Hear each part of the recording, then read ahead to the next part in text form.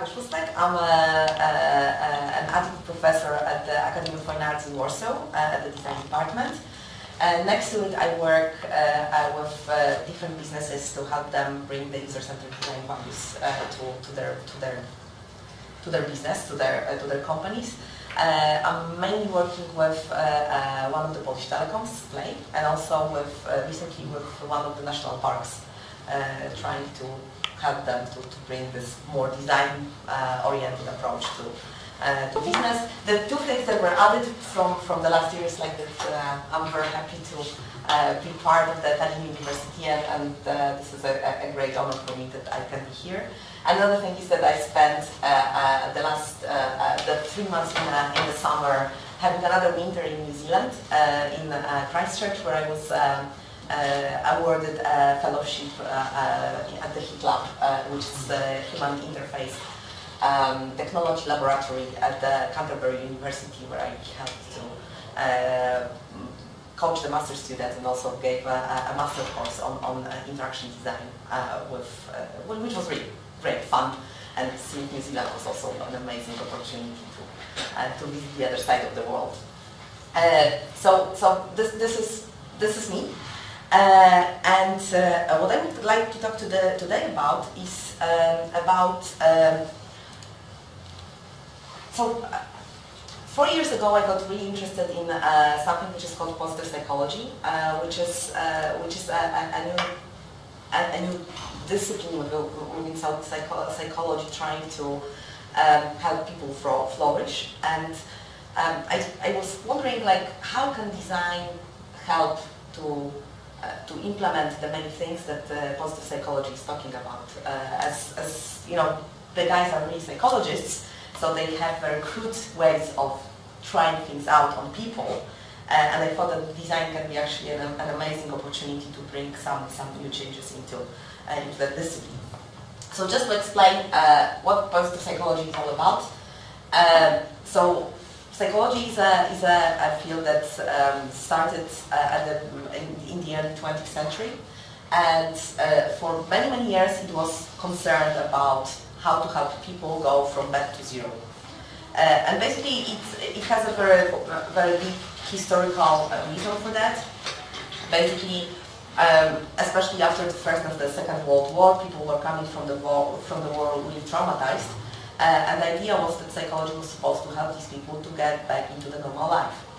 And so for many years, researchers within psychology were investigating subjects such as anger, depression, anxiety, and things like that. And if you can imagine, there was, for example, and I look at the numbers, in 1995 there was about 6,000 papers on anger, and about 42,000 papers on anxiety, and 54,000 papers on depression publications. And if you think about it from the other perspective, this is getting people from very deep down into zero. And if you look at the publications at the time on things like joy, happiness, flourishing, there were 415 papers on joy. Happiness was 1,710. And life satisfaction was 2,582 papers. So the balance, or the ratio between, was 1 to 21. And then if you think about it, this is actually quite striking. And also, like, from the design perspective, people were designing things to help people get from depression to normal life. I myself was working on projects where we're doing projects for people who are in the psychiatric crisis center, and they were supposed to come to the normal life, to the regular life. But then, you know, you come back to life, you are better for a moment, and then what? What happens? So basically, like I said, was getting people from negative to zero. And in 1995, Martin Seligman said that this has to change, that it cannot be that we are only bringing people into he called it a mode of quiet depression. So people are not really acutely depressed, but they are not really happy about their lives. That there's something where people are stuck in, like a limbo sort of thing, which doesn't help them to appreciate, enjoy their lives.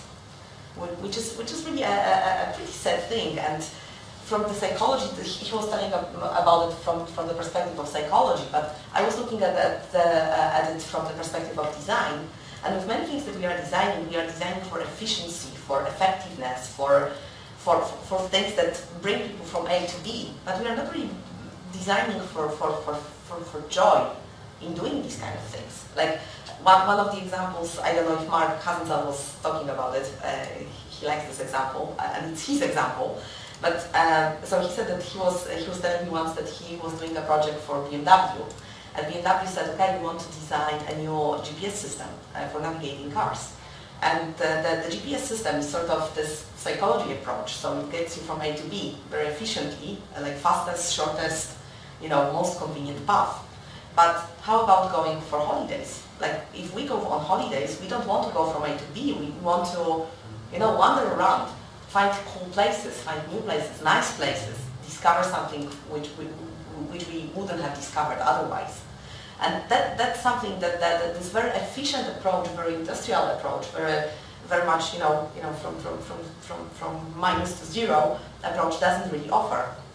So what Martin Seligman said is that positive psychology, and this is not, the positive psychology is not meant to replace psychology, it's meant to complement psychology, is to get people not from zero, not only to zero, but first of all from zero to the positive, so like to make them happier, but also to strengthen or build their immune systems, emotional immune system.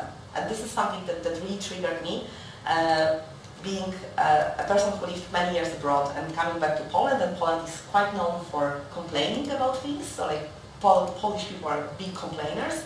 Suddenly I started realizing, oh my God, it is, this immune system is something that makes you look at one thing from perspective of, okay, this is actually a positive development, versus looking at something, oh my God, it could have been so much better. If you can see how much it matters. And so for me personally was starting, so I started getting more and more interested in the field, and of course before I can start thinking about designing, I went to understanding what this positive psychology and the whole field is all about. And there is of course a myriad of topics that are being addressed there, from intrapersonal to interpersonal, because these are the two big things that matter. But the first thing that was really, really important for me to understand is that happiness is not the negation of unhappiness. That being not unhappy doesn't mean that someone is happy. And this is something that really was really striking for my understanding, is that like, oh my God, so it doesn't mean that I make people, like if I design something, it's not, so I don't want them to stop complaining. I want them to start appreciating the things that are happening around them. That's the level of difference that's happening over there. There's another thing that was really quite striking for me. I did one of the massive open online courses on positive psychology from Berkeley, and there was something that was really quite striking for myself as well, then for my own understanding, that there is like an intra-change, so like my internal change versus external change, the change that happens between me and other people who surround me. And an example is for the internal change, for example, to be more mindful, to start seeing how the world is around us and what are the good things that are happening, or what are the things that are happening there. So like being here is like, for me, my mindfulness thing is like, I see that you are looking at me, I feel happy that I can share something with you on the subject that interests me. I like the building, I'm happy to be in Tallinn. These are all the things that matter here. These are my very personal feelings, so I'm not thinking about them in terms of like, what would I be able to do if I stayed in Poland, for example, get better, so coffee, or planning some other things, like, okay, when I go to Poland, then I'm going to do this, and that. So this is for me this mindfulness thing, which is part of being happy, understanding like where I am and what I'm doing. So this is very, very personal thing. This is something very, very deep. inside of us. Another very interesting example. Oh, I'll talk about this, and then I'll talk about something that connects it. So the interpersonal or interchange relates more to how I relate to other people. So, for example, how grateful I feel towards people, like whether I'm actually appreciating that other people are doing something for me, and how much I appreciate it. Do I realize that actually usually we get more than we give, because we get from many people and we give as one person. So there's always this really optimistic imbalance in the things we are getting versus the things we are giving. And getting this realization how I myself relate to other people and how those people are influencing me is another huge, very interesting area for design and for making these things more clear. And there's something that comes in between, or like actually connects these two things. And for me, the most striking thing was the ability to forgive. Forgiveness is something that is very interpersonal and intrapersonal, because forgiveness is one thing is that you forgive the other person, but the process of forgiving happens in us. So this is something that goes through, not liking someone, to understanding why things happened, to avoiding someone. This is obviously a typical behavior, like when you didn't forgive someone, then you keep on avoiding them, and then you come to the realization with yourself that you are willing to forgive, and only then you forgive the other person. So this is something which is like extremely interconnected and a very complex process. I never really realized how complex this process is. And one of the things, which was one of the most striking aspects of this course, was that in many things we are very unwilling to forgive ourselves. So we sort of come into routines, for example, come into certain behaviors that we are not really happy about, and then we sort of continue them, not being happy about them, not forgiving ourselves. So forgiving ourselves means that we want to change something. And there is this loop that we are kind of stuck into our habit or our routine behavior, and then being unhappy towards ourselves that we are stuck in it, but not really changing the whole situation. I don't know, I hope that this is clear. Okay. So I did an exercise with my students, with my master students in Poland. They are design students and they are not really skilled in technology, so they really struggle with the ways of designing things that they were supposed to design. But in the end, actually, I think that they did a great job, and probably the fact that they had to do it in an analog way was in a way that made them more mindful about what they wanted to design, which was actually quite cool. And I would like to show you three studies of three examples of three solutions that they designed to change own habits or own routines into something that could be seen as a ritual. So the difference between the routine and ritual was that the routine is something either negative or neutral, something that we have to do rather than we want to do. Something that doesn't really bring joy, and the ritual for them was something that brings satisfaction, that has a very positive notion, and that is being done in a mindful way. So in a way that actually is being consciously processed rather than subconsciously done. So the whole exercise that the students were supposed to do was, I asked them to go into three, and they were supposed to design. So they were supposed to get to understand a routine that they had in their life, and they were supposed to design for another person, and then this person was supposed to test the solution and then report back whether this actually influenced their behavior, so whether this helped them to change their behavior from the routine oriented into the more ritual oriented. And when I was analyzing these designs that they did, I realized that they had very interesting characteristics. Some of them were very closed, so they were really related for one particular activity, very direct solutions. Some of them were like semi-open, so they were designed for a particular solution, but they could be adapted to something else. And some of them were very, very open, so they were like, you got the tool, and then you were supposed to, you could use it one way or the other depending on how you wanted it. And so I selected three of these designs that actually represent three of those approaches, and I would like to later on tell where the differences were and how much the students got engaged with those designs. So the first design, this is Olga, and Olga has a bent spine, so she's got some problems with the spine, and she should regularly exercise. And as the exercises are boring, she doesn't do them. And the consequence of not doing them is that in the end she will get the spine pain stronger and stronger, and eventually she might not be able to work with a computer because the sitting position is something that really harms her. And so, you know, her problem, she said, like, I don't want to change behavior, so like I don't have a habitual behavior, but I don't have a behavior. I want to have a behavior, I want to exercise, but I cannot force myself to do that. So I know that I'm acting against my own health, but I cannot force myself to actually change it. So what was designed for her? There was a number of elements, and this is an example of a closed probe. So basically what was designed were the cards with exercises. The exercises were rather short, about like 5 to 10 minutes. And there was, these were the stickers, and I'm going to talk about the stickers in a moment.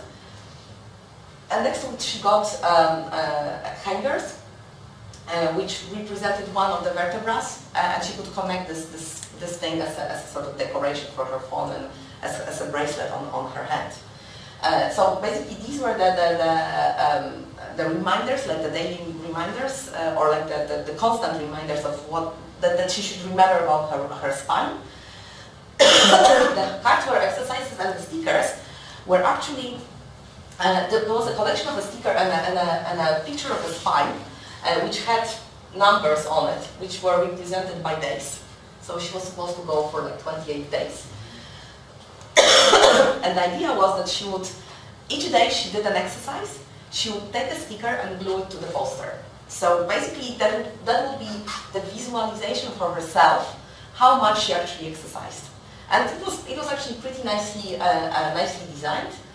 So there was something that was an object that could hang in the space of her household, and basically she could put these things. So you can see that actually she's wearing the bracelet, and the first, second, third, and fourth day third day she didn't do anything, and on the fourth day from when the whole exercise started, she started exercising. Here she was also reporting on how she felt about the exercises. So in the end, it went to this visual. Actually, that's when they were reporting the study. So not that she stopped doing here, but what you can see is that like she started, and then she cheated here. She admitted that she cheated here, but she started doing the exercises, and there were days that she didn't do them. But actually, with time, she was exercising more and more.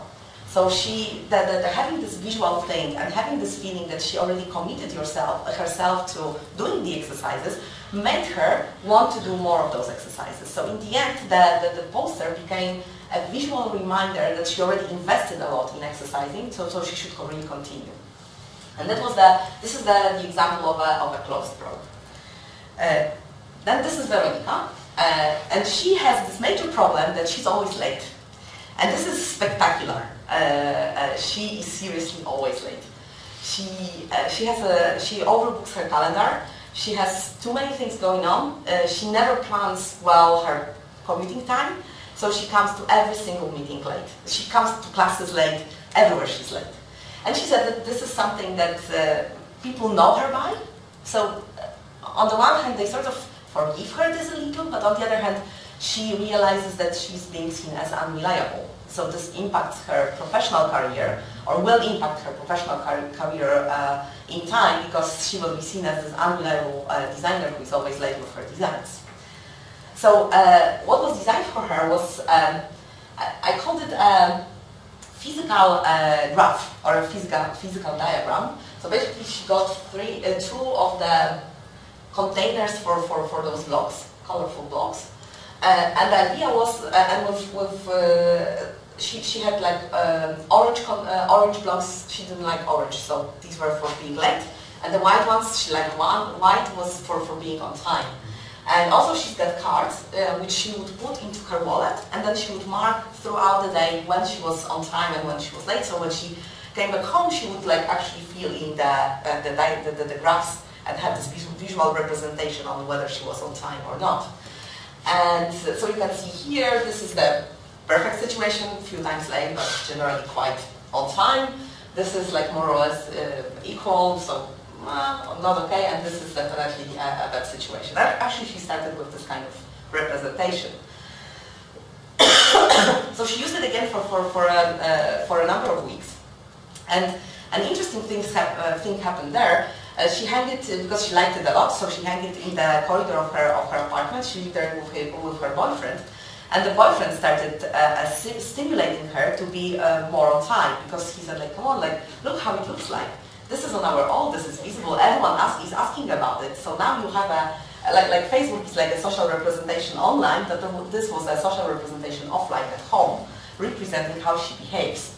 So that was something that got this very interesting social element into the design by the physicality of the fact that it was represented in such a form.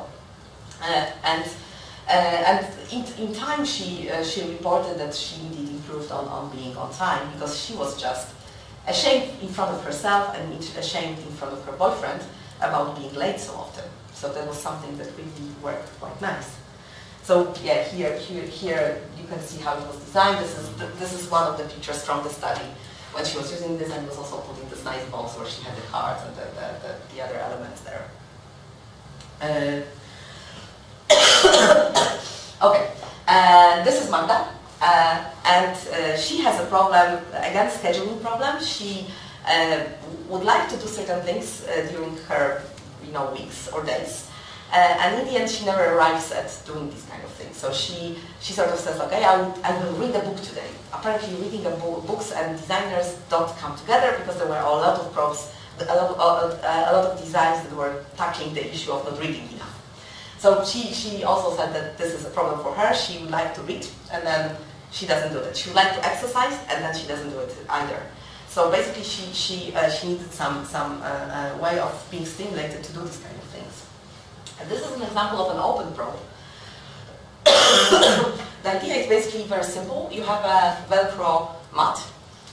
You have blocks in different colors. They have the Velcro sticker on the bottom. And basically, this can be a representation either of 4 weeks. So you have weeks here, and 4 different activities during the week. Or this can be representations of the month, 1 month. So you have 1 activity a day. And this is more or less the difference. But that was actually left open to interpretation. And then for that, she also gets a representation, the cards, where she can actually mark what these particular colors mean to her, and whether she's thinking about them in terms of a week or in terms of a month. And based on that, she could actually start doing the things and marking whether she fulfilled her own commitment or not. So here you can see, this is of course in Polish, but basically this says like book 30 minutes, a home meal. This is the black one was like I didn't succeed in anything, so that was my failure. That was the success. This is like drinking water and some herbal teas. That was exercising. Okay, there are repeating ones for the blue one. So basically, she was for each week she was actually planning different things for different colors. And then she would make this sort of representation here, which would be really meaningful for herself. And based on that, she would really start acting according to that and mark on the card whether she was successful or she was unsuccessful in fulfilling those particular promises to herself. And this is an example of an open probe. And the major difference between these things was that the closed probe was used it was extremely effective, meaning that with the spine, and then other examples, people would get to it, they would start doing this quite quickly, they would understand the purpose of it, but by the end of the exercise, they would be bored by it. They wouldn't go and repeat it again. There was something that was a good starting point for changing the routine, but then the routine would have to be changed in other ways, by other means. With the semi-open design,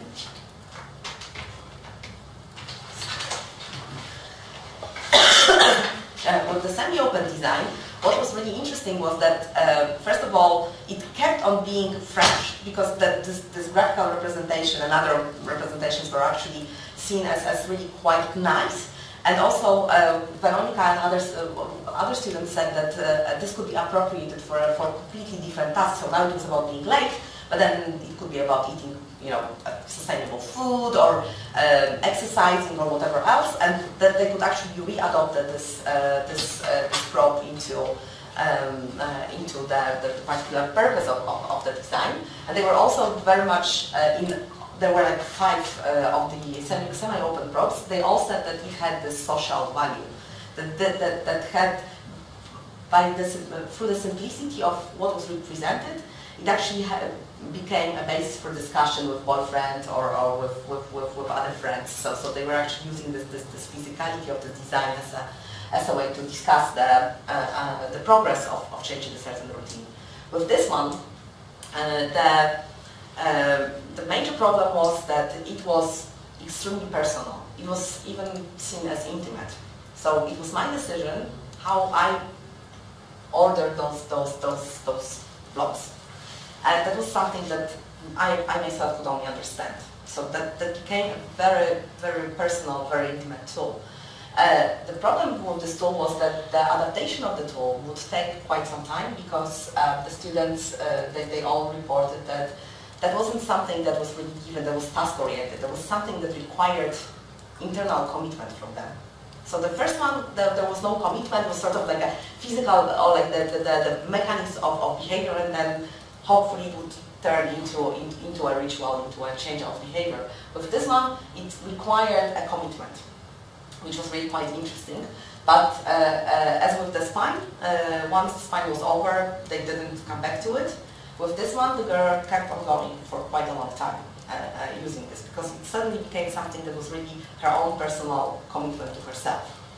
And when I was looking at all these designs and thinking about how interestingly they were changing the behavior and how easily or how difficult it was to adapt them to people's life, I started thinking about what Peter de Smet said. Peter is a professor of Institute for Happiness in Delft, and he basically said that when we design things, we can think about designing things for different purposes. And one level is that we think on the level of a product. And this is a very typical behavior of any designer, any person who's designing either technologies or products in general. That we think that we create something usable, make it pleasurable, make it meaningful, and this is we really focus on the means that we create. But on the other hand, we can also think in terms of the activity that people do through it. And actually this closed probe, the spine, that was an activity. So in none of them was a product in itself. There was also the purpose not to design this as a product. But with this particular with the spine, there was actually thinking about like, okay, can we make these exercises more meaningful and more pleasurable, and like add some things that will make Olga exercise, and actually that actually already quite worked. But there is a third level, which is changing how people are, so influencing their attitude and their own behavior, meaning that I'm usable, I'm giving pleasure, I'm offering pleasure, or I'm acting in a meaningful way. And actually what we wanted to achieve, to do this, we wanted to make the students change their behavior so they are acting in a meaningful way for themselves. And only with the semi-open and open probe that actually happened. We managed to go to the level of changing their own attitude towards themselves. And what Peter says is that, like, when you think about the products, you often think of designing something which is actually quite beautiful. So like all the Apple products, they are beautiful, and this is sort of a thing that goes on that level. With thinking about activities, this is something that helps to engage people, so that kind of makes them do things and act over longer period of time, making them come back to a certain exercise, a certain activity, and do it and have fun with it. But actually, when we go into this higher level, we actually start thinking about inspirations, and this is for me where so social psychology, positive psychology connects with design is that actually all of the things that we can do to change people's lives is to inspire them to look at their life, at their surroundings, at themselves in a different way. And thinking from that perspective, I think that when we start asking those questions from like how can we help people change rather than how we create a product that does something, helps them to get into more happy state of life. And this is broader than just that, but I think that especially for this particular thing, for making people understand what the value of their own actions, life, and surroundings. This is probably the best way to approach the design. This is it from my side. It was supposed to be so. Actually, I'm sorry. I apparently didn't read email from David well enough because I had an impression that we were supposed to have 2 half-an-hour presentations with another person. That's why I made it for half an hour, and I'm exactly on 35 minutes. So yeah, that was my design. So I'm sorry that it's not longer. I could have shown you much more examples of the designs of the students, but as I understood this way, then that's my story. Any questions? I read from the previous slide. What do you mean by I'm usable and I'm deliverable? So actually, I'm acting in that. So I can be of service. Okay. I can give pleasure. I bring pleasure. So I'm offering pleasure. I act in a meaningful way. So these are so this is something that represents my attitude and my way of acting with or interacting with the world, rather than thinking about okay, I'm riding a bike. Riding a bike is an activity, but it may have different meanings, right? Mm-hmm. So if you take the previous example, the one with the cubes, then by changing her behavior, she became more usable. So actually, in her way, she started acting in a much more meaningful way. For herself.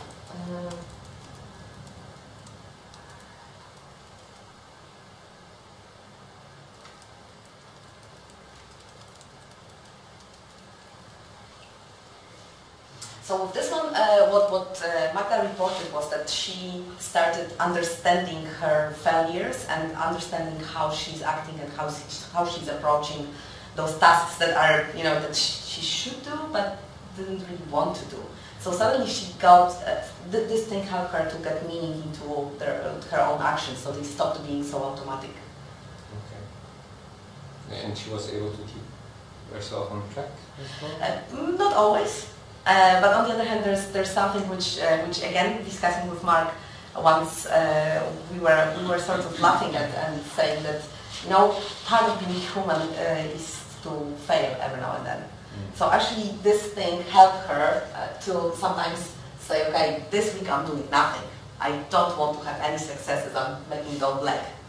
So this is going to be a week when I'm not exercising, not reading, not eating healthy, and this design helped her to actually get this opportunity as well. To make explicit choices. Yeah. Or more conscious. Exactly. Choices about. Yeah, what she wanted to do and how she wanted to do these kind of things. And again, this was not forcing her in ways that exercises should be gym or exercises should be swimming pool. There was another prop that was actually quite interesting. Which was designed as a closed probe, and it actually grew into semi-open probe. It was one girl said that she wanted to run more, and she's got a lake in front of her house, and she wanted to run around the lake more often. So actually, the whole probe was the visualization of this lake with some sort of like a game, with pylons, and she would like press the pins into it, showing like how often she ran and so on. And she, again, living with a boyfriend, seems to be a thing. Suddenly they started using this as a game. But the game stopped being about running around the lake. The game started being about doing exercises in general. So they got the pins and they were putting as many pins as often they exercised. And so she said that in the end she realized that she subscribed to yoga classes, she started running with him more often, and also she started doing other things, like for example walking to the university rather than taking a bus to get her pin on the board. So just to kind of get this competition going with her boyfriend about how much they exercised, and actually the boyfriend was better. So like all the pictures that I got from the design, she had red pins and he had blue pins, and the blue pins were always more. So she was always stimulated to actually keep on exercising more, which was really quite nice as a way of helping her to stay fit.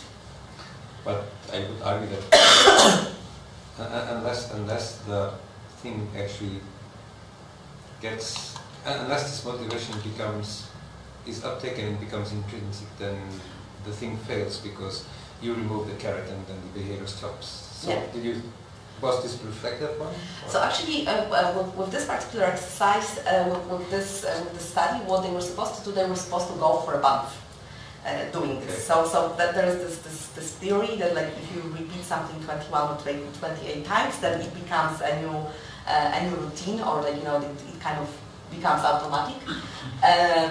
And interestingly enough, it became more prolonged. I didn't check, so I checked it after they graduated, and then I didn't check anymore. Actually, I should when I go back to the university. But then with the spine, once the spine was finished, the exercises stopped. So the closed design of the spine of this particular design made the exercise stop happening. With the containers, with the blocks, and with this one, they kept on doing this. So they found fun in it. They kept on doing it with it? Yes. But if you remove the it, is the thing then uptaken? So do you actually change behavior, or just conditioning behavior? That's interesting. Yeah, that's very interesting. Yeah, no, I didn't do that. I was just curious whether they kept on doing it. Just to stop exercise and then try to measure somehow the effect. Yeah. Actually, I know that they didn't. I can ask that question, because what they did, they gave me all these designs for the final exhibition, and then I still have them. So now I can ask the question whether they kept on changing the behavior without the probe, without the stimulation. But you've been yourself working on this topic. So actually this is something... Have you yourself been working on this topic before? No. So actually the thing is that this is something that got really interesting for me, and I started doing this with Evan Carapanos in Madeira. That was something they presented last time. That was the sort of change of behavior depending on how what sort of feedback the system gives about your behavior change. So I don't know if you remember, but it was about losing weight and quitting smoking, and the positive feedback was making people feel more intrinsically motivated and therefore changing the behavior regardless of the feedback. So that was something that we did with Evan and with Mary Barreto, who just graduated with her PhD. And that was the first study that I did there, and I thought, okay, this proves the point that there's something in the behavior that can, so where the design can help to change behavior. And because like I myself don't really have a research place to run these kind of things, so I do them with the students. So these were my master students that I was teaching, and I gave them this as a I'm not questioning the interest. Yeah. It's just my personal. Yeah. So this is something that I love to do. This is something that, because there's lots written about behavior change, but it very seldom goes beyond this level of, yes, we introduced this and this changed something, but is the change then uptaken? And if you remove the stimuli, does it stay changed? Yes. Yeah. This is a very, very interesting subject. This is one. And another thing that comes from the behavior change, which I think goes very nicely into this model of Peter, is that I saw a lot of a lot of designs, especially in the field of saving energy or more sustainable behavior, that go on this level, that people get some sort of measuring tool that shows them how much they use energy, water, whatever else, how much how little waste they produce and things like that. And they get this information back and they either do something with it or not. So actually, again, another study that we've done with Evan and Mary was about families who had energy meters installed for 2 years. So there was the one big apartment block. All the families living in the block had this meter, and then Mary was interviewing them later on to understand how they were changing, especially in terms of the family behavior. So like not individual behavior, but like interconnected behavior of many people living in the same household, and how this small community was influencing the impact that these tools were creating. And of course we got very interesting results. One being that if you have young children, you are more sustainable because you want to be a good role model for the kids. And then when you get children who grow into the age of being teenagers, you just quit on everything because you don't want to have another quarrel with your children. So you kind of give up on being sustainable at that point. But also there was something that was really striking for me, was that people who were motivated to be sustainable were more sustainable.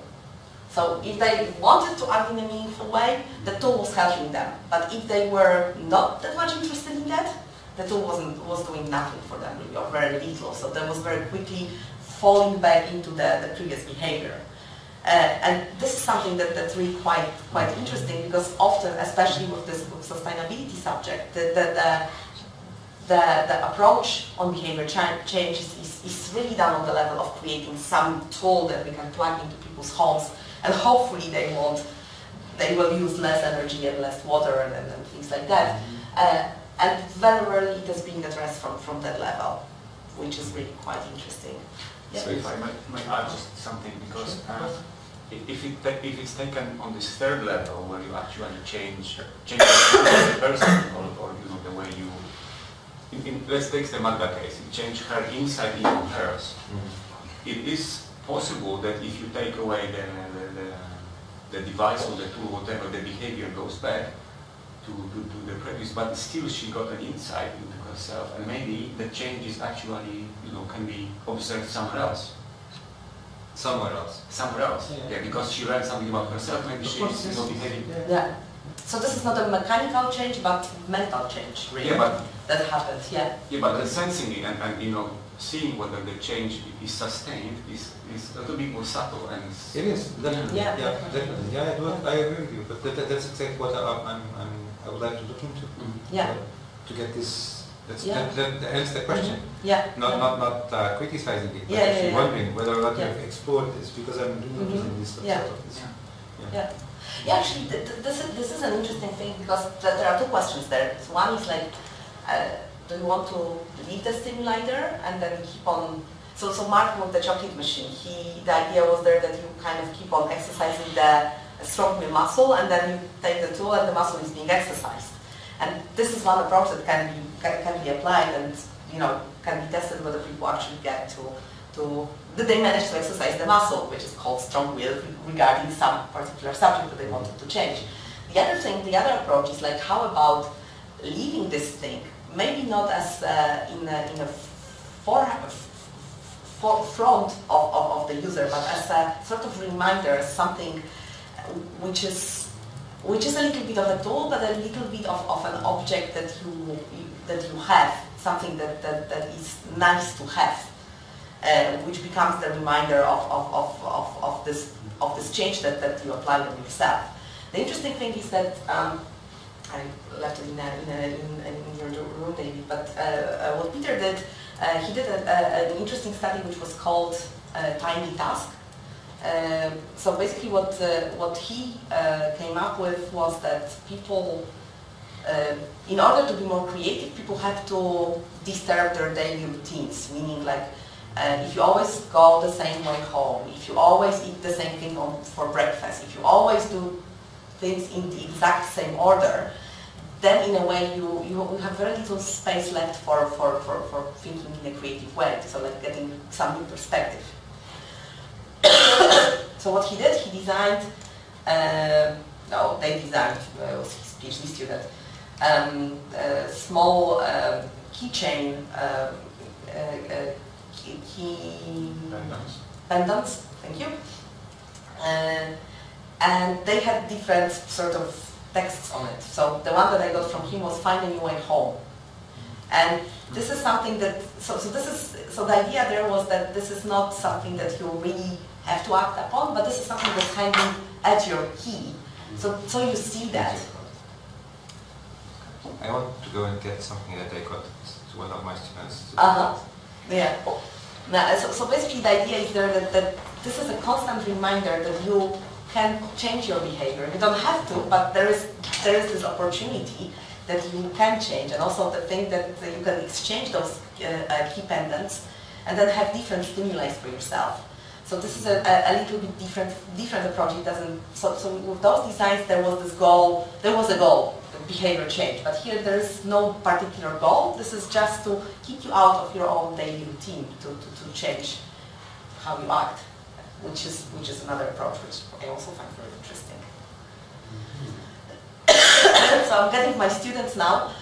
They're going to do another study, and the question is about remembering memories. Which is something that also interests me. So again, I said Poland is a complaining country, so people tend to remember bad things more vividly than the good things that happen to them. So what I want to do is to ask the students to design something that helps them to remember memories, and good memories and bad memories, just to see what the difference would be there.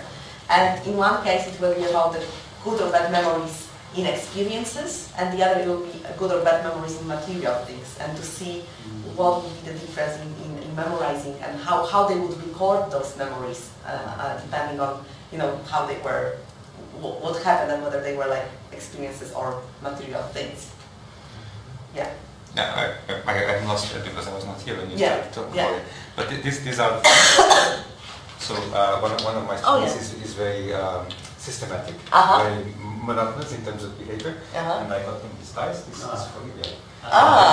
Basically, he needs to, then he gets stimulated, like go and meet somebody, think about something, recycle something today.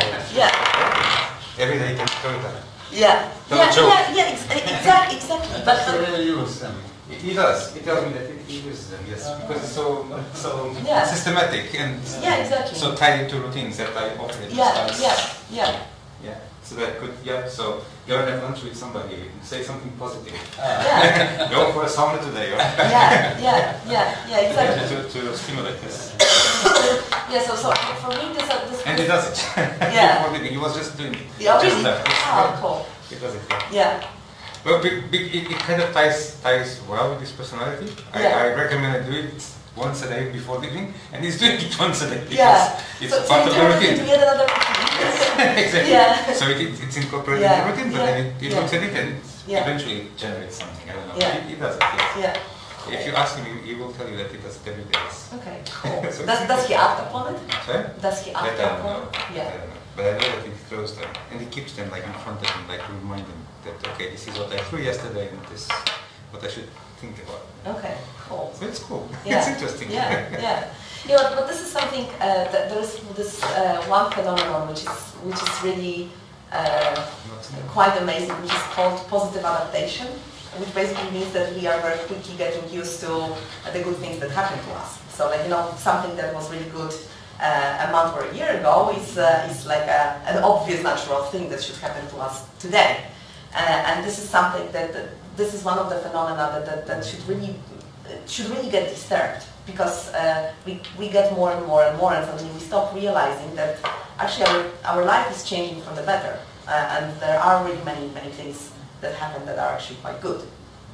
And so this is my other challenge that I'm thinking of tackling one way or the other, how you can actually make people remember that what they have now wasn't really as good as, as when they were like a year or 2 years or so many years before in their lives.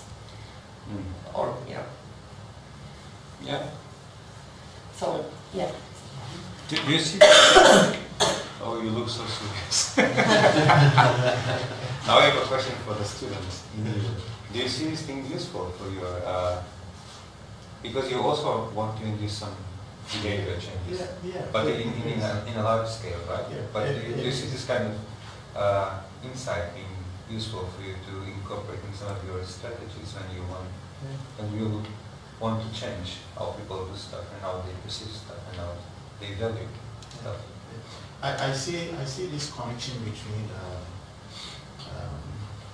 this deep intrinsic motivation component on the individual, facilitating the exploration and solution. Yeah, but I was also looking at it from the point where someone has internalized an accumulated negative behavior and its impact on trying to model this new inspirational direction. Looking at the time frame, looking at the emotional assessment, how will we be able to distinguish? Will it be like, oh, I'd love to progress in this direction, or I'm being pushed to do something else? When in my scenario, we're talking about the need for educators to comprehend the fact that irrespective of your attitude towards technology, as a professional teacher, you need to love the fact that technology is going to be part of your professional practice. So I'm looking at it from the point of how you will accept, operate, and if these kind of profs are around to stimulate them, even in their lesson preparation, as to the things that I have to put into my lesson plan to wake me up. Maybe just in a few words, your challenge, so that I can understand where you're coming from. Yeah. What's your challenge? Just in very few words, so that I can understand where your rationale is coming from. Because I do understand it, but she doesn't know your topic and what are you trying to push in terms of. It'll be the summary of my concern would be what indicators would aid teachers to be alive to the fact that I'll have to practice the integration of technology in my day-to-day activity. Actually, I have 3 comments. One is on the paper that I was recently reviewing, which was exactly about teachers accepting the technology, which was really quite fascinating, meaning that the teachers, the more advanced they are in their knowledge, the more reluctant they are in accepting technology. So if you have young teachers, they know that they can fail on many things, so they can also fail on technology, so they can try it. The more the teacher is sure about his or her position, wants to keep the position, the more is reluctant or afraid of the fact that the technology would expose them as being incompetent. And that was fascinating. So there was actually a study. It will be published in because we went through the rounds and it was already accepted for the Computers in Human Behavior. So it should be published, now more or less, because I think that I did the review in the second review after the changes in the summer. And there was a study done on 200 students in Thailand. And that was the results were actually quite striking. There was actually quite a good paper in discussing how this can be changed. So this is one thing that you might want to look at or be aware of, because I think that can be quite interesting. And the other thing is that with the behavior, with all those studies on positive psychology, what's being said is that if you expose negative behavior, you lead to compliance. so people feel punished, and therefore they comply, but they are intrinsically motivated and not intrinsically motivated. If you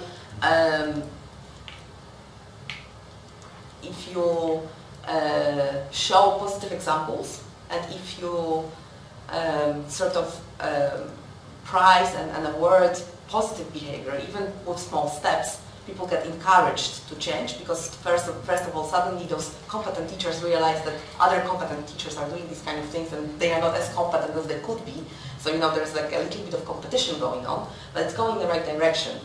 So this is quite an important thing. And another thing is that very often what helps is that the other people kind of prizing the person who is trying to change, that this person is trying to change. So meaning like offering like other students offering sort of gratitude, talking of like how great that the teacher brought the technology into the classroom, or other teachers or other people working at the school kind of offering praise for trying.